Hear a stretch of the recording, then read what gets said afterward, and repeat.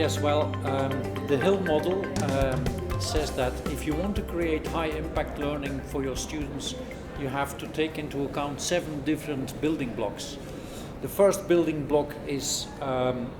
urgency, which means that you have to create a problem where the students feel that they have to solve something that is urgent and interesting for them. The second building block is learner agency, which means that you give the students some kind of responsibility and gives them choices where they can choose from. The third block is collaboration and coaching, basically saying that students learning in small groups perform better than as individuals. The fourth building block is hybrid learning, which means that if we make a good mix between online learning and offline learning, we can learn a lot of impact. The fifth building block is about action and sharing, which means that learning through action, through doing things,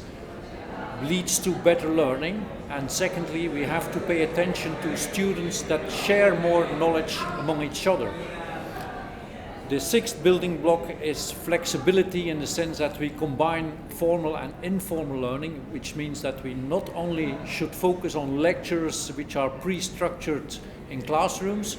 but also that we should provide opportunities to students to learn from each other in different settings and to learn on different occasions. And finally, the seventh building block is assessment as learning, which means that we should try to take less tests from students, but try to administer more information that students perform during the whole teaching period,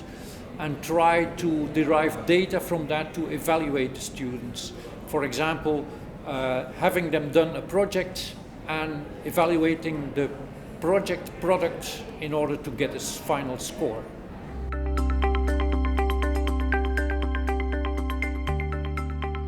Yes, well, the idea is that if we want to implement high impact learning, it means a basic innovation of the teaching. And in order to do that, a first step is creating a shared vision, which means that we have within a faculty to involve all the teachers, professors that are working in that, and try to create a shared vision on what we're going to change in our education, which ways we're going to follow, how we going to implement that, and that shared vision should basically be quite simple and evident and not too long. Two other things which are important here is first that we should try to organize a system of intervision, which means visiting each other in each other's classes and looking at people who are trying to do it differently, who try to lecture less and who try to involve more group work in their classes. And secondly, what is also important in establishing the innovation, that is to try to provide training sessions for teachers who are interested to teach in another way, because leaving your traditional lectures behind is not as easy as one can think of.